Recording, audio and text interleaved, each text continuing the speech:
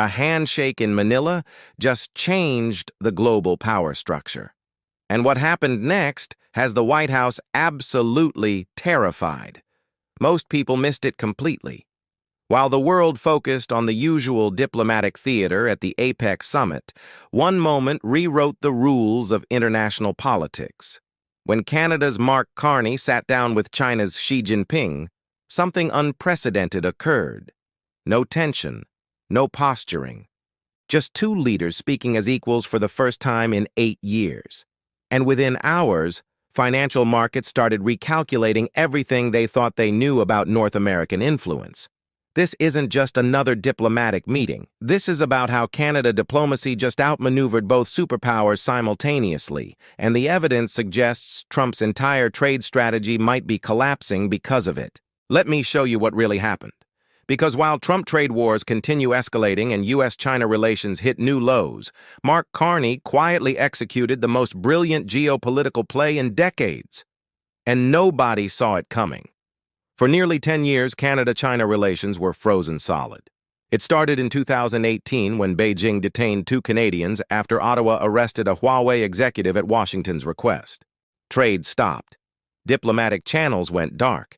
Canada followed one unspoken rule: never move on Beijing without U.S. approval. That era just ended. At APEC, Mark Carney sat across from Xi Jinping and did something radical. He spoke as an independent leader, not as Washington's messenger. Observers noticed immediately how different this felt from typical Western diplomacy. Xi's expression softened. Carney leaned forward naturally, projecting equality, not submission. Compare that to Trump's meeting with Xi just hours earlier.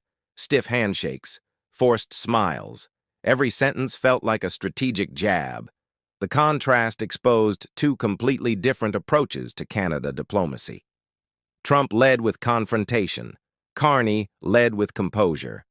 And in international relations, tone matters more than people realize. Within hours, journalists called it the moment that reset the room. Canada diplomacy was suddenly being taken seriously again, not as America's shadow, but as an independent force. But here's what makes this truly significant. Behind those cameras, Mark Carney set in motion a strategy that challenges both superpowers.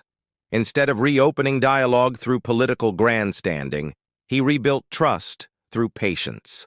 He focused on clean energy cooperation and cultural exchange, soft power tools louder politicians ignore. He reminded Xi that Canada-China relations span 55 years of diplomatic history. That sounds polite. In geopolitics, it was rebellion. Mark Carney wasn't asking permission. He was reclaiming independence. And when that message reached Washington, panic set in. For the first time since World War II, a G7 nation was charting its own path with Beijing, completely bypassing White House approval. Canada diplomacy had fundamentally shifted from dependent ally to independent player. Then Xi Jinping did something that shocked diplomatic circles worldwide. He invited Mark Carney for an official state visit. Beijing doesn't hand out those invitations casually, especially to Western leaders. For China, such invitations represent trust. This wasn't routine Canada diplomacy. It was symbolism at its sharpest, saying we see you as an equal, not as Washington's messenger. The reaction in Ottawa was electric. No Canadian Prime Minister had received such an offer in years. But in Washington, it felt like betrayal. Trump's inner circle viewed the gesture as warning that America's neighbors were no longer unquestioning allies. Financial markets immediately understood the implications. If China was reopening doors through Canada diplomacy, new trade routes and technology deals would follow. This exposed the genius of Mark Carney's strategy. While Trump trade wars isolated America, Canada diplomacy insulated Canada. Behind the scenes, the world economy was bleeding from dual trade conflicts. Canada got trapped between 2 wars simultaneously. Ottawa imposed tariffs on Chinese electric vehicles following U.S. policy. Beijing retaliated with 76% taxes on canola and 100% on oil products, devastating Western Canada. Then Trump dropped his bombshell. 35% tariffs on Canadian goods plus 50% on steel and aluminum.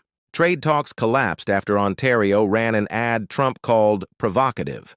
It was chaos on two fronts, but Mark Carney didn't panic. He saw crisis as leverage. By maintaining dialogue with Beijing through Canada diplomacy, he gave Canada alternative markets for innovation and energy.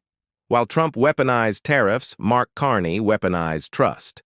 The impact rippled globally. In Tokyo, officials admitted Canada diplomacy reset Asia-Pacific tone. In Brussels, EU leaders praised Ottawa's credible neutrality.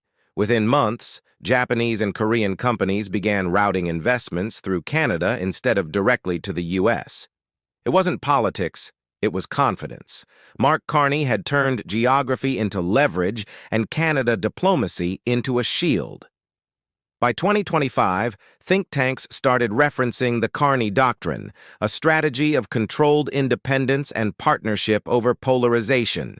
While Trump trade wars kept burning bridges, Canada diplomacy kept building corridors. The global narrative had fundamentally changed. Canada was no longer the follower, it was the example. The world started looking north for leadership. For the first time in decades, America wasn't the center of the map.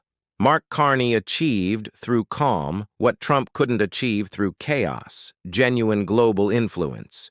As Trump doubles down on threats, Mark Carney is drafting something far more strategic, a North Pacific framework linking Canadian resources directly with Asian demand. LNG terminals, critical mineral projects, clean tech corridors through Korea and Japan, all designed to bypass Washington's economic chokehold. This isn't just about trade, it's about redefining Canada's identity as a balancing power trusted by both sides. The risks are real. If Trump escalates tariff wars or Beijing tests Western patience, Canada could be forced to choose. But Mark Carney's Canada diplomacy strategy is built on patience, not panic. Every month, Canada holds this balance. It gains leverage, others lose. What do you think? Can Mark Carney maintain this diplomatic revolution, or will pressure from Washington force Canada back into line? Drop your thoughts below. And if you want to stay ahead of these global power shifts the mainstream media won't explain, smash that subscribe button. This story is just beginning.